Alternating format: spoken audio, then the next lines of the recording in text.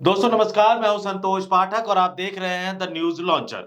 बिहार की राजनीति में नीतीश कुमार के अचानक सक्रिय हो जाने से कई तरह के कयास एक बार फिर से लगने लग गए हैं और इससे भी बड़ा सवाल ये उठकर सामने आ रहा है कि आखिर ऐसा क्या हो गया कि जनता दल यूनाइटेड के कोटे से नीतीश कुमार की सरकार में मंत्री बने वरिष्ठ नेता, दिग्गज नेता, जिनमें नीतीश कुमार के करीबी नेता भी शामिल है, वो अब खुलकर उनके बेटे निशांत कुमार की राजनीति में एंट्री को लेकर बयान देने लगे हैं। इससे भी बड़ा सवाल ये उठ रहा है कि ताबड़तोड़ अंदाज में नीतीश कुमार लगातार बार-बार अचानक कैबिनेट की बैठकें क्यों बुला रहे हैं और उस कैबिनेट की बैठक में रिकॉर्ड तोड़ फैसले क्यों करते जा रहे हैं। नीतीश कुमार एक बार फिर से सड़कों पर क्यों जा रहे हैं। याद रखिएगा कि इसी सड़कों का जाल बिछाकर 2010 के विधानसभा चुनाव में नीतीश कुमार ने एक ऐतिहासिक जीत हासिल की थी। इससे भी बड़ा सवाल ये उठ रहा है कि संजय झा और राजीव रंजन सिंह उर्फ लल्लन सिंह के साथ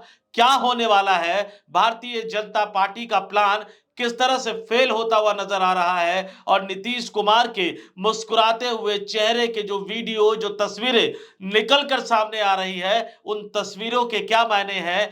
तो क्या आप मान ले कि पिछले विधानसभा चुनाव में सिर्फ 43 विधायक जिताकर लाने वाले नीतीश कुमार साहब का मन एक बार फिर से उचाट हो गया है। ये बिहार की भाषा में बोलते हैं, यानी क्या ये मान ले कि नीतीश कुमार का फिर से अब मन नहीं लग रहा है, जबकि खेला करने के लिए स्कोप भी बंद हो चुका है। ये कहा जा रहा है कि लालू यादव, तेजस्वी यादव की तरफ से नो एंट्री का बोर्ड लग चुका है क्या, लेकिन इसके बावजूद नीतीश कुमार के हाथ में कुछ ऐसा है क्या, इसके बावजूद भी नीतीश कुमार को अपने ऊपर, या यूं कहूं कि लालू यादव पर ज्यादा भरोसा है, क्योंकि उनके मुस्कुराते हुए चेहरे ये बता रहे हैं कि उनके दिमाग में जो चल रहा था, उनके दिमाग में जो चलने वाला था, वो कहीं ना कहीं कामयाब होता हुआ नजर आ रहा है। और इसलिए ये सवाल उठकर निकल कर सामने आ रहा है कि क्या नीतीश कुमार इस्तीफा देने जा रहे हैं। जी हाँ, ये सवाल आप लोग लगातार सुन रहे होंगे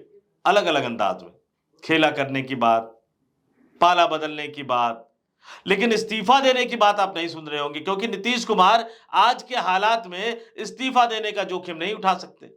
मणिपुर में तो भारतीय जनता पार्टी की अपनी सरकार थी, नंबर का जुगाड़ नहीं हो पाया तो राष्ट्रपति शासन लगा दिया। यहां राष्ट्रपति शासन लग गया तो नीतीश कुमार कार्यवाहक मुख्यमंत्री भी नहीं रह पाएंगे, और कार्यवाहक मुख्यमंत्री नहीं रहेंगे, राष्ट्रपति शासन के अंतर्गत विधानसभा का चुनाव होगा तो फिर पता नहीं क्या होगा। खैर, ये तकनीकी पहलू है, ये संवैधानिक पहलू है, लेकिन केंद्र में ऐसी सरकार बैठी हुई है जो तकनीकी और संवैधानिक पहलू से ज्यादा राजनीतिक पहलू पर यकीन करती है। क्योंकि अगर ऐसा ना होता तो महाराष्ट्र में उद्धव ठाकरे की पार्टी न टूटती, महाराष्ट्र में शरद पवार की पार्टी न टूटती, और खुद बिहार में चिराग पासवान की पार्टी के साथ पिछले टर्म में क्या किया था उनके चाचा ने और भारतीय जनता पार्टी ने मिलकर, जिसके पीछे नीतीश कुमार का षड्यंत्र भी माना जाता था। तो इससे जुड़े तमाम अहम पहलू, तमाम अहम तथ्य मैं आपके सामने लेकर आया हूं। एक एक चीजें मैं आपको बताऊंगा और फिर आप खुद फैसला कीजिएगा कि आखिर नीतीश कुमार साहब के मन में चल क्या रहा है, नीतीश कुमार करने क्या वाले हैं, नीतीश कुमार क्या वाकई इस्तीफा देने वाले हैं, क्या नीतीश कुमार वाकई इस्तीफा देने जा रहे हैं, क्योंकि उनका लक्ष्य है कि किसी तरह से 70-75 विधायक तो जुट जाए, ताकि बार बार उन्हें भारतीय जनता पार्टी के नेताओं के हाथों अपमानित ना होना पड़े। एक एक तथ्य मैं आपके सामने रखने जा रहा हूं दोस्तों। नीतीश कुमार बिहार के मुख्यमंत्री हैं, जनता दल यूनाइटेड के सुप्रीमो हैं।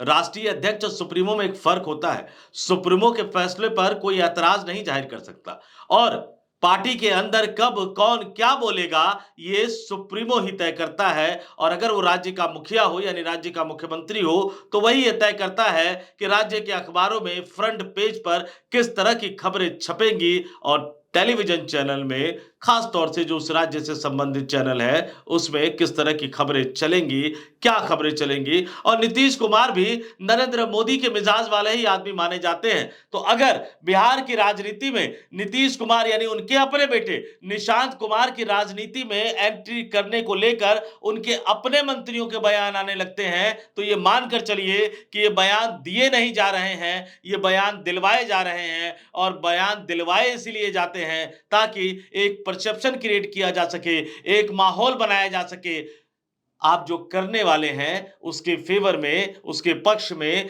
कई तरह के तर्क गढ़े जा सके, कई तरह के तर्क गढ़वाए जा सके। आपके स्क्रीन पर देखिए नीतीश सरकार के 2 मंत्री, नीतीश के 2 करीबी मंत्रियों का बयान दिखा रहा हूं। इंडिया टीवी की खबर है, जेडीयू के मंत्रियों की तरफ से आए ये बयान निशांत कुमार के राजनीति में आने के सवाल पर जेडीयू यानी जनता दल यूनाइटेड के मंत्री अशोक चौधरी ने शेखपुरा में कहा, निर्णय तो निशांत जी को नहीं करना है, निर्णय तो निशांत जी के पिताजी करेंगे कि उनको लाना है कि नहीं लाना है। कोई पॉलिटिकल निर्णय तो है नहीं, ये तो माननीय नेता तय करेंगे। वहीं नीतीश के करीबी और जेडीयू मंत्री श्रवण कुमार ने कहा, यह फैसला मुख्यमंत्री नीतीश कुमार जी को लेना है, वह जो भी फैसला लेंगे हम लोग उस पर कायम रहेंगे। मैं फिर याद दिला देता हूं कि जब नीतीश कुमार की पार्टी के अंदर से कुछ नेताओं के, उनकी सरकार में जो मंत्री हैं, उनके बयान सामने आते हैं तो मानकर चलिए कि बयान दिए नहीं जा रहे, बयान दिलवाए जा रहे हैं। और बयान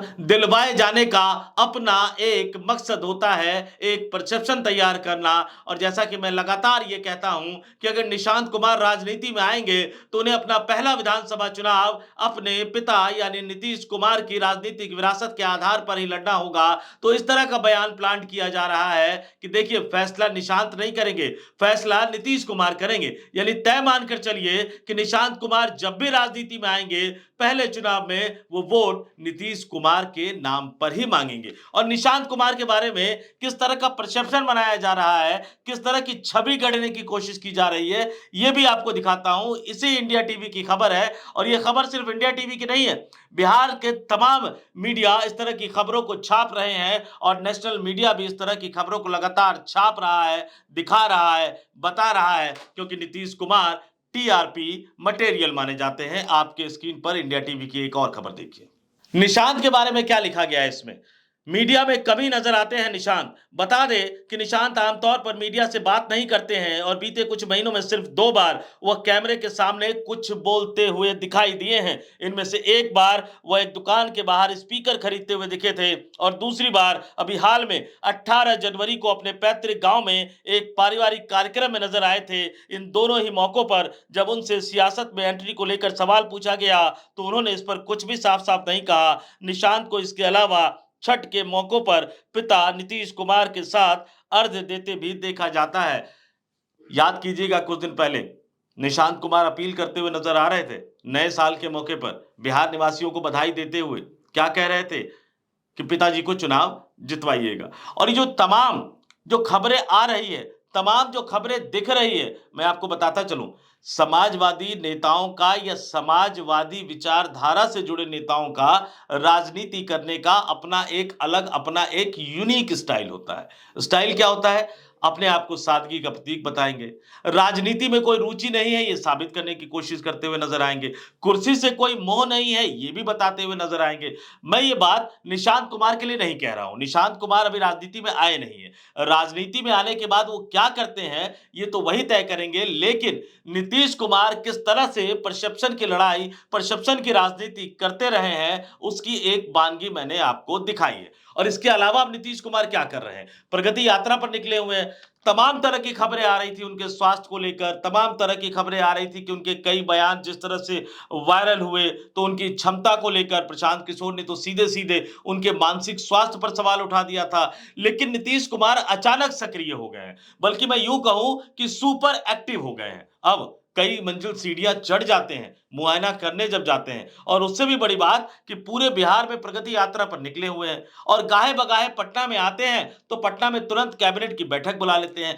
कई कैबिनेट की बैठकें तो आनन फानन में बुला ली जाती है और उन कैबिनेट बैठकों में जो एजेंडा पास करवाते हैं वो भी ऐसा लगता है कि जैसे नीतीश कुमार एक इतिहास बनाने के लिए, एक रिकॉर्ड बनाने के लिए एजेंडा एजेंडा एजेंडा पारित करवाते रहते हैं। और उनके मंत्री मंडल की बैठक में, चाहे वो जनता दल यूनाइटेड के कोटे से बने हुए मंत्री हो या भारतीय जनता पार्टी के कोटे से बने हुए मंत्री हो, उप मुख्यमंत्री सम्राट चौधरी और विजय सिन्हा हो, चुपचाप उन तमाम एजेंडों पर हाँ हाँ हाँ कहते हुए नजर आते हैं। बिहार में सैलरी के भुगतान को लेकर कई तरह की खबरें निकलकर सामने आ रही है, आपने देखा होगा। लेकिन मंत्रिमंडल की बैठकों में, कैबिनेट की बैठकों में दनादन दनादन दनादन फैसले किए जा रहे हैं। और मैं कुछ आपको बानगी दिखा देता हूं। 4 फरवरी को जो कैबिनेट की बैठक बुलाई गई थी, उस कैबिनेट की बैठक में 136 प्रस्ताव पास किए गए थे। मैं रिपीट कर देता हूं, 4 फरवरी को जो कैबिनेट की बैठक बुलाई गई थी, उस कैबिनेट की बैठक में 136 प्रस्ताव पास किए गए थे, जो कि अपने आप में रिकॉर्ड है। और इनमें से 82 प्रस्ताव यानी 82 एजेंडा जो था, वो नीतीश कुमार की प्रगति यात्रा से संबंधित था, जो कुछ ही मिनटों में एक तरह से पारित कर दिया गया।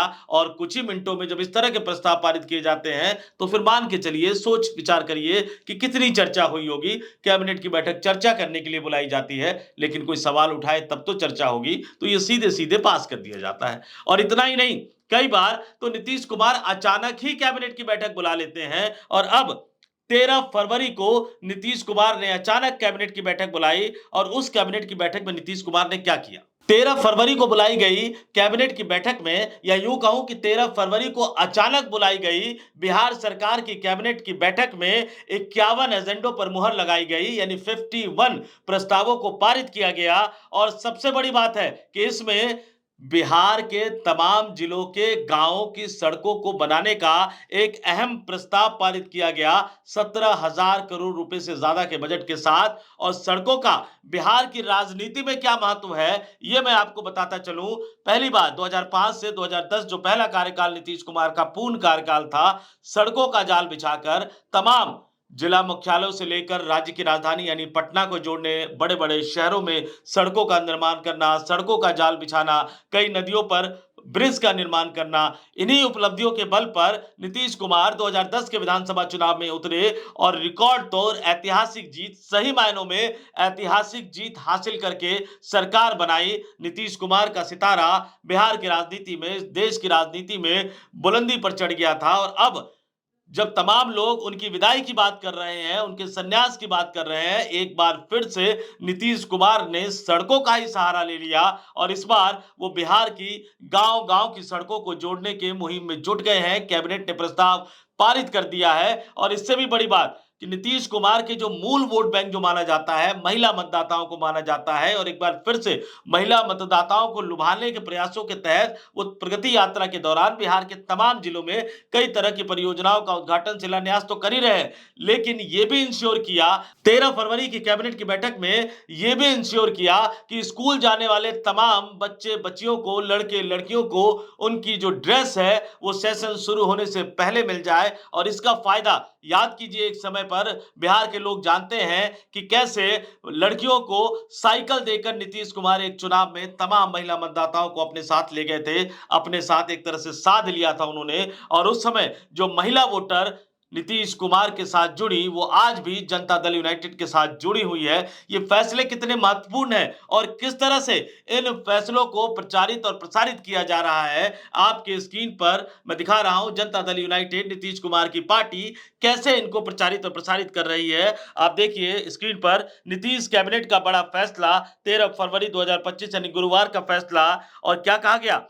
मुख्यमंत्री ग्रामीण सड़क उन्नयन योजना के तहत ग्रामीण सड़क सुदृढ़ीकरण एवं प्रबंधन कार्यक्रम के अंतर्गत राज्य के सभी 38 जिलों की 11,251 पथों की कुल लंबाई 19,867 किलोमीटर के पुनर्निर्माण, उन्नयन, नवीनीकरण तथा संचालन एवं प्रबंधन कार्य, यानी 7 वर्ष का पूरा ये कार्यकाल है, पूरा कार्य जो रखा गया, योजना बनाई गई है, 17,266 करोड़ रुपए की स्वीकृति की गई है। यानी 38 जिले, 11,251 सड़क और 17,266 करोड़ रुपए का बजट का आवंटन, कैबिनेट की मंजूरी। आप सोच लीजिए कि नीतीश कुमार किस तरह के वोट बैंक को टारगेट करने जा रहे हैं। भारतीय जनता पार्टी को शहरों की पार्टी मानी जाती है। इस बार नीतीश कुमार इसलिए महिला मतदाताओं के साथ साथ गांव से जुड़े मतदाताओं पर ज्यादा ध्यान दे रहे हैं। और ये कैबिनेट की बैठक में पारित प्रस्ताव ये बताता है कि नीतीश कुमार अपने मन में ये क्लियर कर चुके हैं कि उन्हें करना क्या है। दूसरा, एक और मैं कैबिनेट की बैठक के बारे में बताता हूं, उसके नतीजों के बारे में बताता हूं। यह भी नीतीश कैबिनेट का बड़ा फैसला 13 फरवरी का, शिक्षा विभाग द्वारा संचालित मुख्यमंत्री बालिका बालक पोशाक योजना एवं बिहार के शताब्दी मुख्यमंत्री बालिका पोशाक योजना के तहत लाभुकों को अगले शैक्षणिक सत्र 2025-26 के अप्रैल माह से पोशाक की राशि हस्तांतरित करने की स्वीकृति दी गई है। तो ये तमाम फैसले नीतीश कुमार करते हुए नजर आ रहे हैं। इन फैसलों से ही कई तरह के सवाल उठते हुए नजर आ रहे हैं और अब कुछ राजनीतिक बयानबाजी पर आ जाते हैं। ये हम और आप सभी जानते हैं कि 12 लोकसभा सांसदों के बल पर नीतीश कुमार मोदी सरकार के लिए बहुत जरूरी है। नीतीश कुमार के कोटे से राजीव रंजन सिंह उर्फ लल्लन सिंह मोदी सरकार में कैबिनेट मंत्री है। वहीं नीतीश कुमार की पार्टी के राष्ट्रीय कार्यकारी अध्यक्ष संजय झा भी दिल्ली में बैठकर जनता दल यूनाइटेड की राजनीति को साधने की कोशिश करते हुए नजर आ रहे हैं। पहले लालू यादव का ऑफर आना, तेजस्वी यादव का मना कर देना, फिर लालू यादव का तेजस्वी यादव को अपनी पार्टी में राष्ट्रीय अध्यक्ष के बराबर अधिकार दे देना, राहुल गांधी का राबड़ी देवी के आवास जाकर लालू यादव तेजस्वी यादव राबड़ी देवी से मुलाकात करना, फिर अपने मोबाइल से सोनिया गांधी की लालू यादव तेजस्वी यादव से बात करवाना। इन बयानबाजी और इन कयासों के बीच नीतीश कुमार बार बार तमाम मंचों पर यह कहते रहे हैं कि अब वो बीजेपी का साथ नहीं छोड़ेंगे, कहते रहे हैं या उनसे कहलवाया जाता रहा है, ये अपने आप में बड़ा सवाल है। लेकिन पिछले कुछ दिनों में नीतीश कुमार का राजनीतिक स्टाइल बदलता हुआ नजर आ रहा है। कल जिस तरह से लालू यादव ने बयान दिया कि हमारे रहते भारतीय जनता पार्टी फिर से सत्ता में नहीं आएगी, तो इसके बाद से कई तरह के कयास जन्म लेने लगे हैं। कई तरह की राजनीतिक संभावनाएं या कई तरह के राजनीतिक विकल्पों की बात की जा रही है। लेकिन भारतीय जनता पार्टी के पॉइंट ऑफ व्यू से सोचिए। दरअसल भारतीय जनता पार्टी का यह मानना रहा है या भारतीय जनता पार्टी की रणनीति रही है कि नीतीश कुमार की राजनीतिक पारी के अंत में जो भी राजनीतिक दल उनके साथ होगा, तो नीतीश कुमार की राजनीति पर स्वाभाविक दावा या स्वाभाविक उत्तराधिकार उसी पार्टी का होगा। लेकिन अगर निशांत कुमार जनता दल यूनाइटेड की राजनीति में उतर जाते हैं, बिहार की राजनीति में उतर जाते हैं, जेडीयू की कमान संभाल लेते हैं, तो निश्चित तौर पर भारतीय जनता पार्टी का यह प्लान एक तरह से फेल हो जाएगा। और अगर भारतीय जनता पार्टी का यह प्लान फेल हो जाता है, तो इसका खामियाजा निश्चित तौर पर राजीव रंजन सिंह उर्फ लल्लन सिंह और संजय झा को उठाना पड़ेगा। क्योंकि तमाम लोग कहने वाले ये कहते हैं कि भारतीय जनता पार्टी के साथ उनकी करीबी इसी शर्त पे हुई थी कि उन्होंने ये वादा किया था कि नीतीश की विरासत को वो भारतीय जनता पार्टी के हाथ में सौंपेंगे। यानी नीतीश कुमार की पार्टी, नीतीश कुमार की विचारधारा, जनता दल यूनाइटेड, इन सब का विलय वो भारतीय जनता पार्टी में करवा देंगे। निशांत की राजनीति में आने के बाद वो अपना वादा पूरा करने की हैसियत में नहीं होंगे, तो अमित शाह की नाराजगी का सामना इन दोनों नेताओं को, जनता दल यूनाइटेड के इन दोनों नेताओं को करना पड़ेगा। और इससे भी बड़ा सवाल कि निशांत कुमार की राजनीति में आने के बाद बिहार में युवा राजनेताओं का एक नया दौर शुरू हो जाएगा।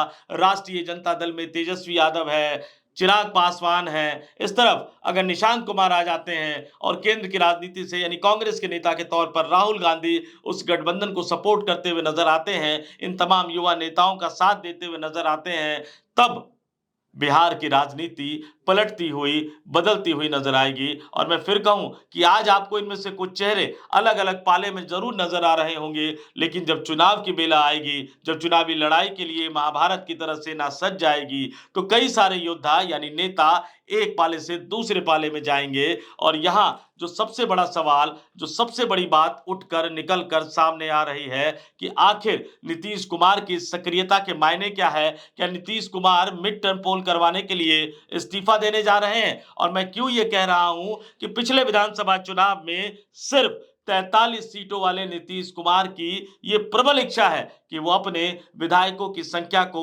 70-75 से ऊपर लेकर चले जाए, ताकि बिहार की राजनीति में अपना खोया हुआ रुतबा वो फिर से हासिल कर सके। नीतीश की सक्रियता, नीतीश के ताबड़तोड़ फैसले, नीतीश की ताबड़तोड़ यात्राएं, ये तमाम चीजें इसी तरफ संकेत कर रही है कि बिहार मध्यावधि चुनाव की तरफ जा रहा है। यानी अक्टूबर-नवंबर तक बिहार विधानसभा का जो कार्यकाल है वो पूरा होने की संभावना आज की तारीख में तो बहुत कम दिखाई दे रही है। मध्यावधि चुनाव यानी नीतीश कुमार का इस्तीफा या नीतीश कुमार की तरफ से राज्यपाल को यह सिफारिश किया जाएगा कि विधानसभा भंग कर दी जाए और उसके बाद चुनाव होगा।